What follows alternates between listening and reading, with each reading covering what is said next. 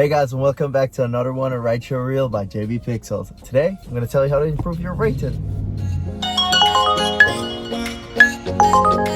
Improving your rating isn't as simple as you think it is, man. It's really difficult. It's really troublesome. It will drive you nuts, man. Like you'll do that 500 trips and then you're like, holy shit, this shit is not going anywhere. It's not going up. It's not going down. It's just there. I put it to the test. I put it to the test the other day where I pushed 500 trips and yet still 5 of my 1-star hasn't came off my account. So I don't know how this rating scale works. So I made a video on how rating works and how it impacts your ability to get trips. So with that said, let's hop into the first one. So rating riders low. Everybody does it. I do it. You do it. You know you did it. So rate your riders low, not because you'll just rate a rider low because they're going to the Bronx or because they're going to Brooklyn. I know y'all want to stay in Manhattan, y'all want to stay in the good zone. Stop rating riders low. They'll see that rating before you do, and they'll hit you back with a nice little polished 1-star, and you'll be nice. So be careful how you rate people. All right, let me get back down serious to this. You can rate people low when they absolutely need to, not just because you don't want to go to an area. Stop rating people because you don't want to drive to the Bronx or you just don't want to drive to Brooklyn. Rate people though accordingly. If someone is aggressive and annoying and rude and disrespectful and damage your property, then use that rating scale. It will help you out in the long run. Trust me. Number 2, driving aggressively and braking way too much. That would make riders feel uncomfortable. It would make riders feel uncomfortable in your car. Like, to put this to the test, the next time you have a rider in a car, just step the brakes a little bit rash and let the car bounce. You'll see how quick their head will pop up from the phone or whatever they're doing. Like, they'll just go like, is everything okay? You know, they're very aware and observant.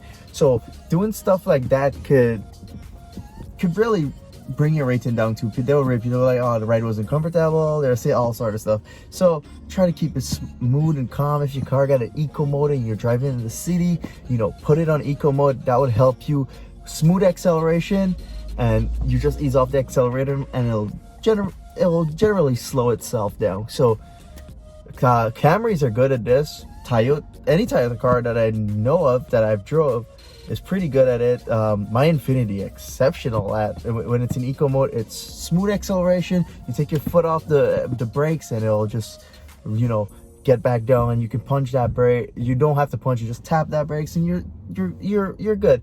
The speed limit in New York City is 25 miles per hour. If you're driving somewhere else where it's faster, maybe you'll have to go harder on the brakes, but New York City, you don't need to really punch your brakes that much. 3, keeping waters in your car. Oh, no way. That never works. I understand. You put water in the door, an Uber pool person comes in and they'll stock their bag up for the family, for the friends, for the kids. I understand that. But listen, what I do, keep water in your car for yourself and for someone that really needs it. What I do, I stack it on one side of my car door and I just leave it there.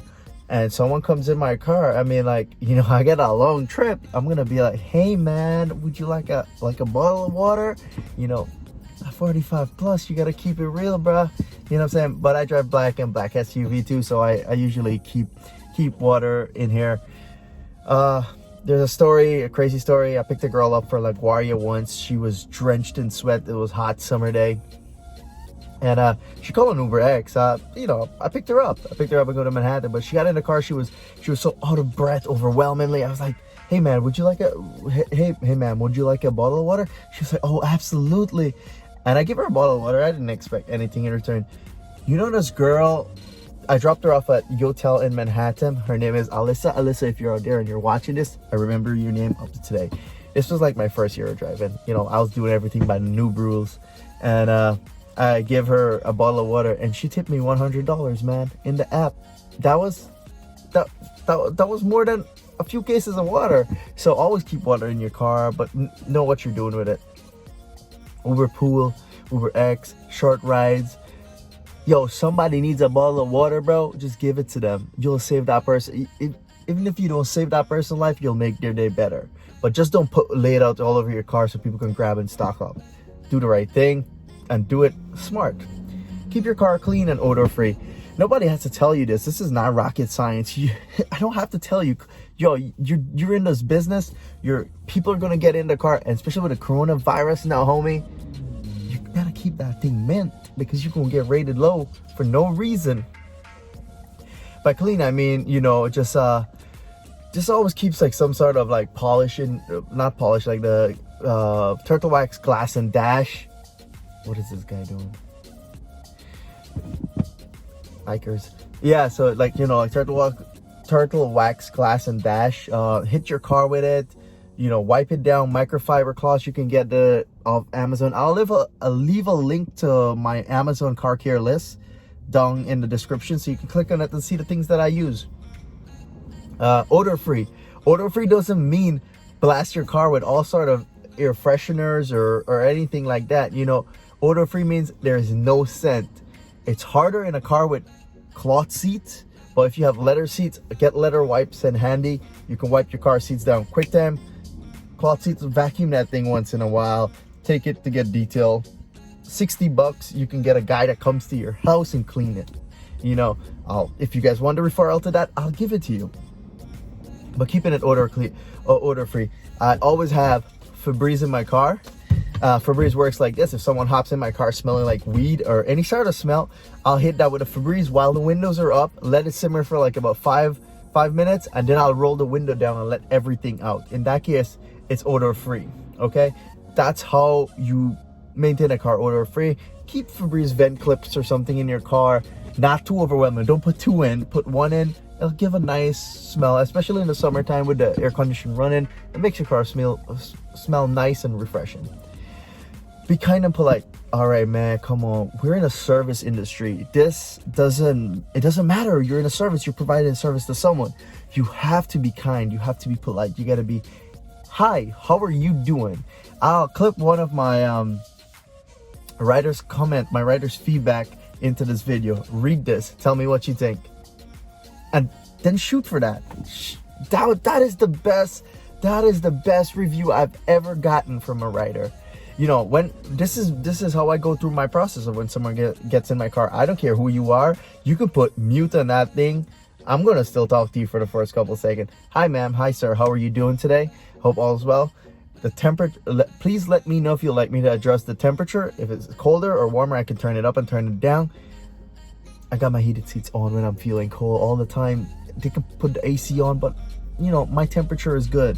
You know, do that. Something like that would open up their way. They're like, all right, this guy's definitely different from every other Uber driver. You know, you get in some other driver's car and be like, yo, you going here?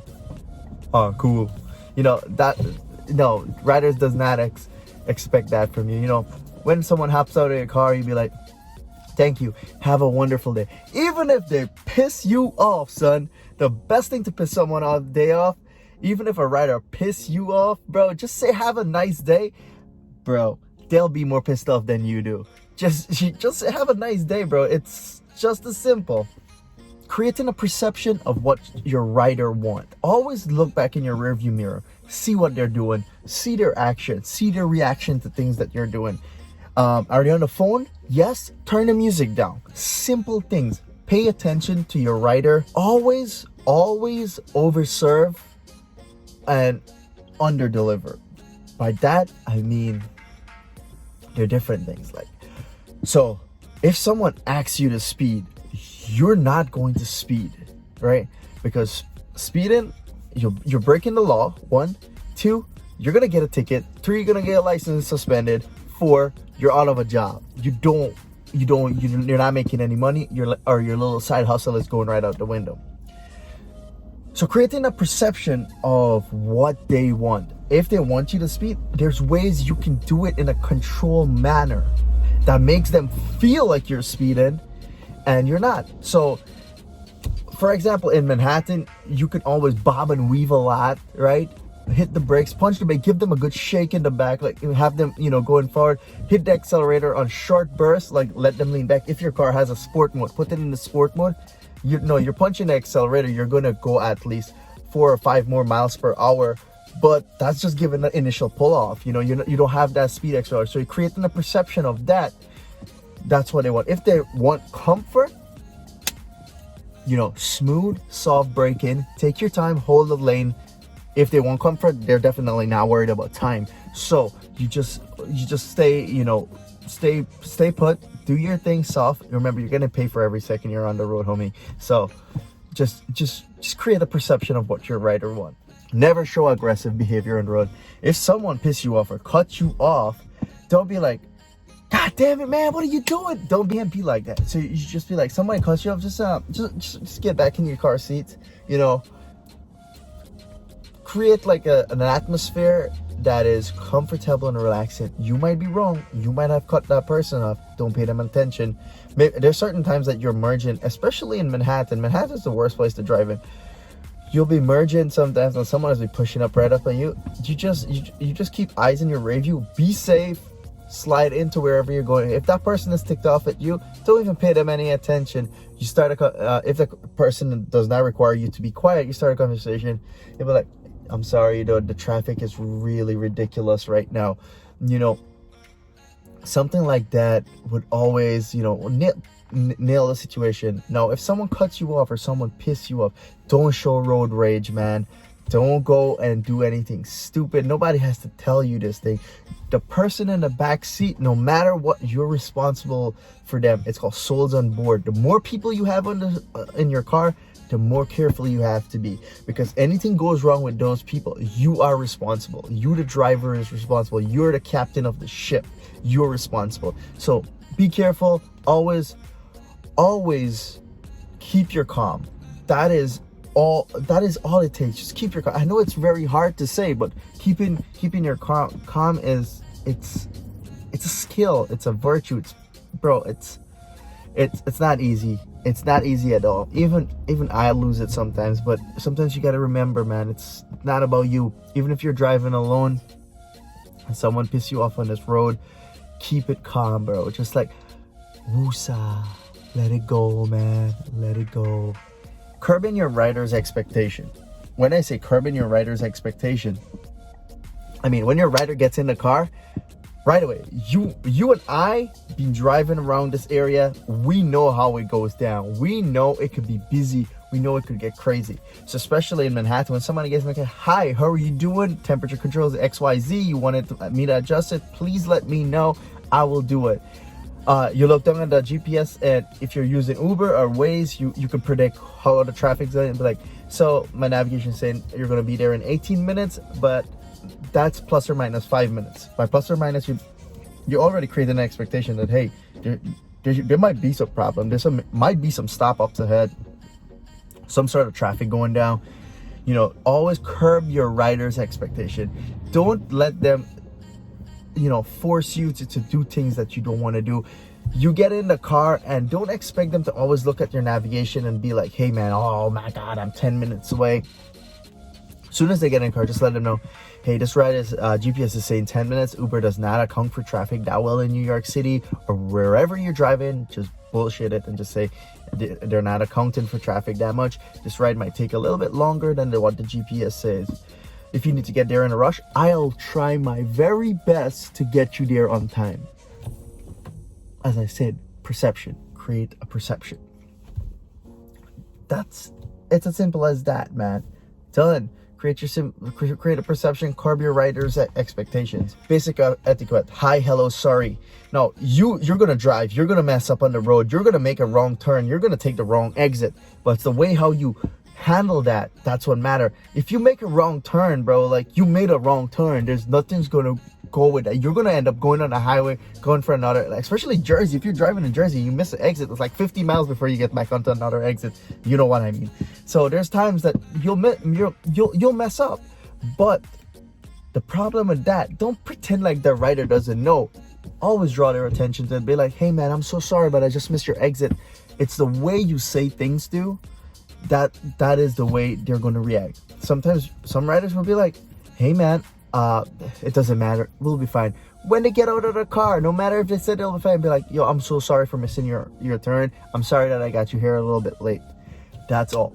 Just basic stuff, man. Thank you, be kind, hi, hello. Yeah, just create that perception. It's all about creating what you want, man. So again, it goes back to creating perceptions. This one here is a wild card, and I know this because I have 3 friends that have both encountered the same situation that I did, and I decided to push it a little bit farther and piss off the customer service people at Uber. So I called customer service. I was mean. I was a real douchebag, aggressive, yelling at the customer service, and for no reason, you know, like, I know my trip, the problem that I was having with my trip and payment and stuff like that, it wasn't really a big deal. I know it was gonna come through, but I just wanted to test this theory. My rating shot down from 4.97, right, to 4.91 within 1 day, just by being mean to customer service. So I have a feeling they have a way to manipulate ratings on trips, because they'll tell you like, if you call and you're like, hey man, I had a problem with a rider, they'll tell you, okay, we will ensure that you don't get matched with this rider again. So that means that they'll drop that rider's impact on you and your impact on that rider. That means they'll adjust the rating to match. So, you know, they have the ability to mess with your rating. So know what you're doing to the Uber customer service representative. And with that said, this video is 20 minutes long. It's your boy JB Pixels out. I made a video explaining how your rating impacts ride quality and the quality of rides that you're getting throughout the day. That is going to be in the description, so click on that video. The first one is about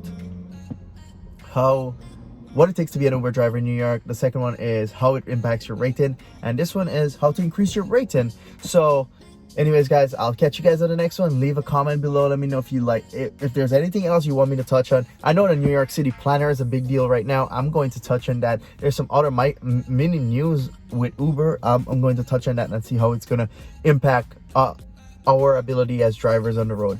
So anyways, guys, I'll catch you guys on the next one. Check out the other 2 videos. Your boy JB Pixels on Rideshare Reel. We're out. Later.